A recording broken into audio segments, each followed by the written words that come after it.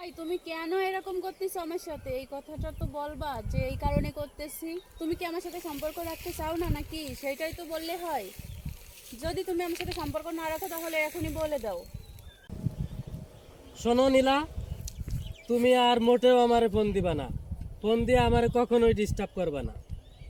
তোমার সাথে অনেক কথা বলেছি, অনেক সম্পর্ক করেছি, তোমাকে অনেক ভালোবাসিছি। তোমার কিছু কিছু কাজ দেখে আমার এমন মনে হয়েছে যে তুমি কোনো মেয়ে মানুষই না, তুমি টোটাল মেয়ে জাতিরই একটা কলঙ্ক। অতএব তোমার সাথে আমি আর সম্পর্ক রাখতে চাচ্ছি না এবং কোনো যোগাযোগও রাখতে চাচ্ছি না। ওকে, দয়া করে তুমি আমাকে আর কখনোই ডিস্টার্ব করবা না। আল্লাহর রাস্তায় আমাকে তুমি মাফ করো। কেন তুমি আমার সাথে এরকম করলে? কি অপরাধ ছিল আমার, বলো? তুমি আমার সাথে সম্পর্ক রাখবা না অনেক আগেই বলতে পারতে, তাহলে এত দূর আগাইতাম না। এখন কেন আমাকে এত কষ্ট দিলে? ঠিক আছে, আমিও তোমার সাথে সম্পর্ক রাখতে চাই না। কি ব্যাপার বন্ধু, তুই এখানে? তোর মন খারাপ কে?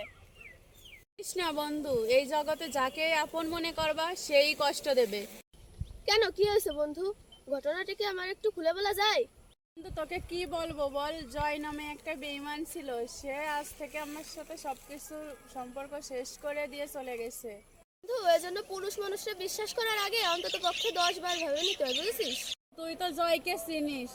আজ থেকে তো আমাদের সম্পর্ক না, আজ থেকে 5 বছর আগে থেকে সম্পর্ক। আজকে কেন এরকম করলো ও আমার সাথে?